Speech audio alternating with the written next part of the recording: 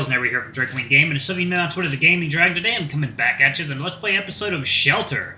So yeah, before we jump into it, just want to let y'all know that our Patreon is now for as little as $5. Y'all can help support the channel, get some awesome rewards like permanent access to our community Discord server and full access to upcoming not safe for work videos. Anyway, y'all, let's go ahead and jump right back in. Alarm chain, you were up, and let's go. Alright. Maybe I'm a slave to my role, but there's a reason why I had it. The reason why I had surrendered myself to all that in the first place, right? It's not like someone forced me into that. And it's not like I'm being a selfless martyr suffering for you or anything. I started and continued doing all this for myself, for very selfish reasons. Because seeing all of you happy makes me happy, because this is something great and special that only I can do.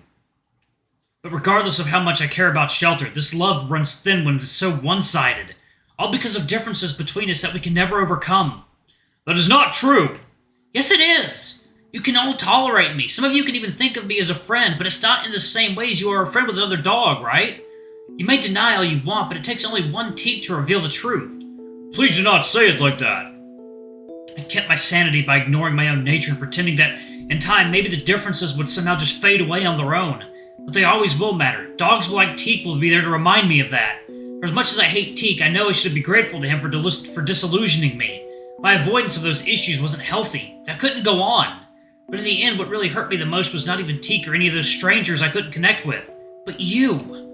Once again, we stared at each other in silence. Right now, the noises outside are those of distant roars of beasts and occasional discharges of magic. There is fury and desperation burning in those voices outside, somewhere far, far away, a stark contrast to the remorse of our silence. Luke, I did all I could. I was always trying to have your back. Yeah, you sure showed that with Teak earlier. You could have stopped him, but you didn't. Max did, but all of you still showed more care to Teak than me. That is the whole problem, Burry. You say how much you care about me, and you're probably convinced that's true, but you're contradicting your words with your actions. Or lack thereof. If I have such good supporting friends, why do I still feel like a stranger among your people? Why do people who berate me and put me down get all the support in this community while I'm ignored?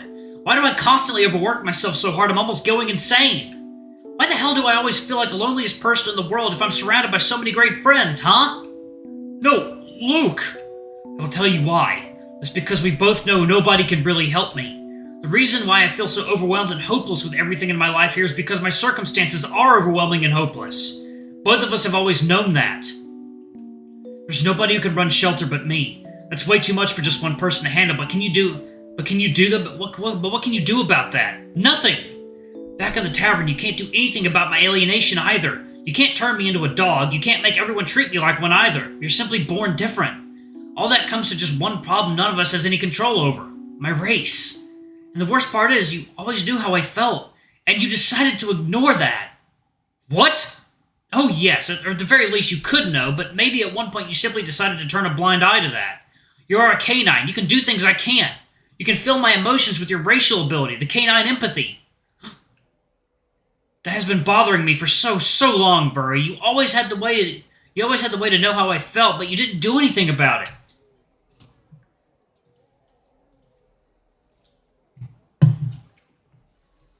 You know, I know it's wrong to expect other people to solve my problems for me. If I have issues, I should do something about them on my own.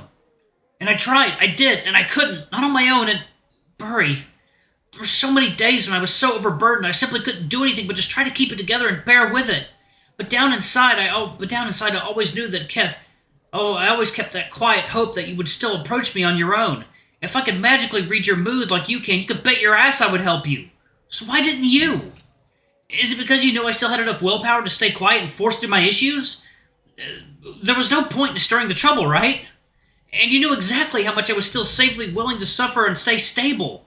You were good at judging that. That used to be your job after all, right? Please, stop. You peered into all those minds and judged how much further they could be pushed. You always wielded your mind like a weapon and treated the lies of others like tools. There is no mind that can escape your judgment, no matter the species, and you thought I was an open book to you too. You must have felt pretty stupid by getting your meticulous judgment shattered by this surprise crisis nobody could have predicted tonight, huh? You're wrong! No, you are wrong. I know what you're capable of. I wonder, what's going on in your head when you observe to judge me? Did you consider yourself a shepherd, keeping peace and shelter like with little sacrifices, huh? I didn't want to think about you that way. I really believed you were a different person. Now that I was your friend, not a pawn. Luke, how could you even say something like that? Maybe you don't know me as well as you thought after all, huh? You know what? I'm done talking on. I'm done taking all the blame. I've had enough of the feeling like I'm the only person who really cares here. I don't even care whether we're even friends anymore or not. This is not how friendship should feel like. I'm done with you all. I mean it. Come on, read me. See how I feel about you right now, Burry. I stand up and spread my arms while glaring down at Burry with almost a snarl. My whole body is made of hatred, guilt, and frustration. Burry stares back at me with his mouth ajar, his lips trembling. I wish I could feel him with empathy right now. However, unfairly, that only works one way. And I hate that. Come on, tell me! Am I being honest or not? What do I feel? Burry looks away and cowers. For such a huge guy, he appears so small to me now. Come on, speak!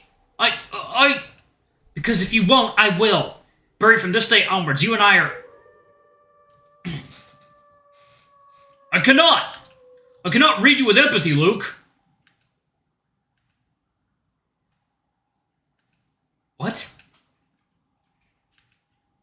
Stop lying. You said yourself that you can read any mind, any species. It's only a matter of time to get proper understanding, and you've known me for years. Yes, and even after all those years, yours still remains a mystery to me. No way. But if you can't... Then nobody can. Neither Rune nor Max nor anyone else is sheltered to my knowledge. Like having a rug pulled from under my feet, the rage inside me dissipates into confusion of nothingness. I'm struggling to find any bearing on how I should feel right now. So I stubbornly grasp back at my anger and say, what does that change, huh? Nothing. Even though I know it changes everything.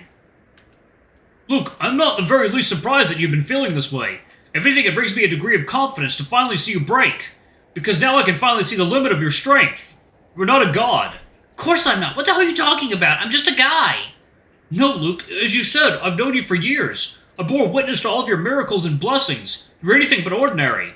You may feel like you are being alienated, and that is not incorrect. Those who do not know you fear you. Those of us who become your friends can still never truly understand you. Not the way a dog can understand another dog. It is hard to approach you with confidence when we can't rely on one of our most important senses. There's only one circumstance when I can read your emotions, and that is when I use your mana, when I widen my understanding of the truth.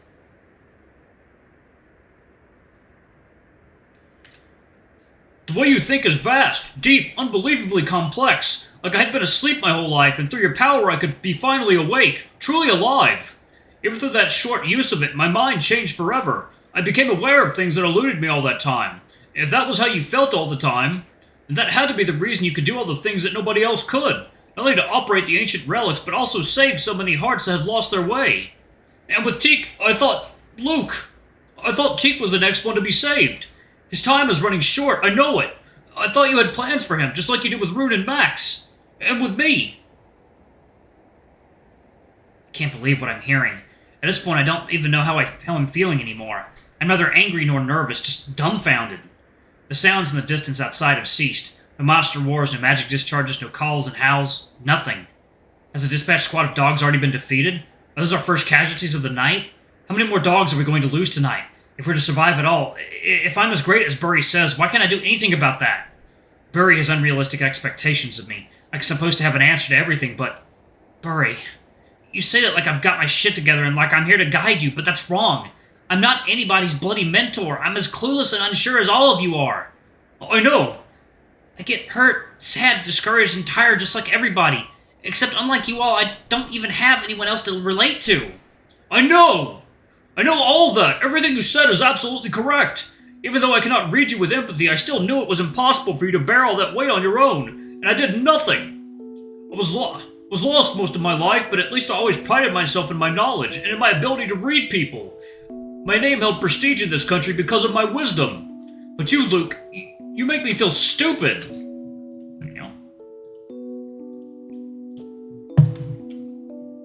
I watched you make the impossible happen time and again, and I resigned to the fact that you were always going to be beyond the reach of my understanding, that I should just follow. But that was nothing but an excuse. You have hit the nail on the head, Luke. The truth was, I was overwhelmed by the lack of control over everything I could neither understand nor change.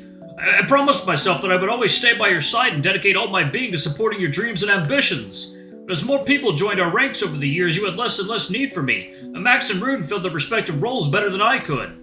And while your own responsibilities only grew, I could do nothing to alleviate that. I stayed with you in the tavern, yet you always seemed to be so far away.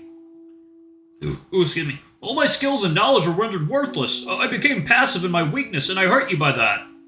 I am weak and dishonest, and I failed you in so many ways. I will understand if tonight bears witness to the end of our friendship. You certainly deserve better.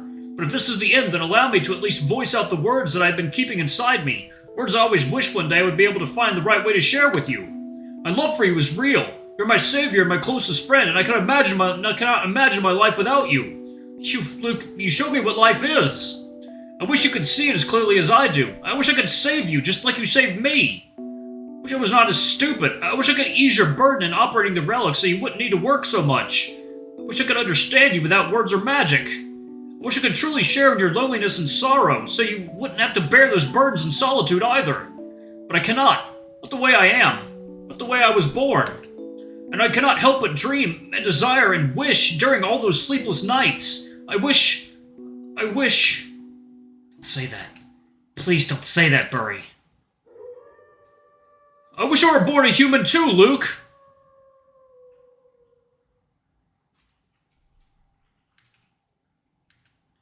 Burry, you really are stupid. Why the hell would you ever want to be such a weak, frail, overthinking mess? What? If anything, I always wanted to be born a canine, Burry. That's what I think about every day, literally. No way, that's nonsense. You are blessed to be a human. We canines are dumb, cowardly, and we cannot achieve anything significant on our own. At the same time, you are honest, trusting, and the friendliest people in the world. Plus, if you were a human, you wouldn't be so big, handsome, and fluffy. And you know... No, not? No, I wasn't thinking about that. But also, yes, that too. And your sense of smell wouldn't be anywhere as good as it is now. That is true. However, as a human, my eyes would see more clearly. My mind would be sharper than anyone else's. Lack of fur makes it easier for one to stay clean, I imagine. The strong, vinegar-like smell of your fresh sweat makes a wonderful natural fragrance. And I know it would look even more handsome as one of your kind, just like you are. So, water time.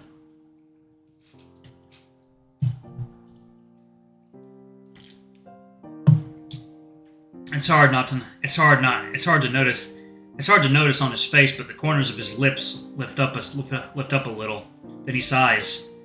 Listen, Luke, and listen closely. I'm grateful that you were born as you. All of us are. The fact that I allowed you to grow any doubts about that is my life's greatest failure. I cannot promise to become smart and get everything all right overnight. However, I am going to stop using your greatness as an excuse for my passiveness. Tonight, I heard and understood clearly. I want you to know that you are the dearest friend to me, and you will always have an ally in the big dumb me. If you give me another chance, I promise. This time I shall make you happy.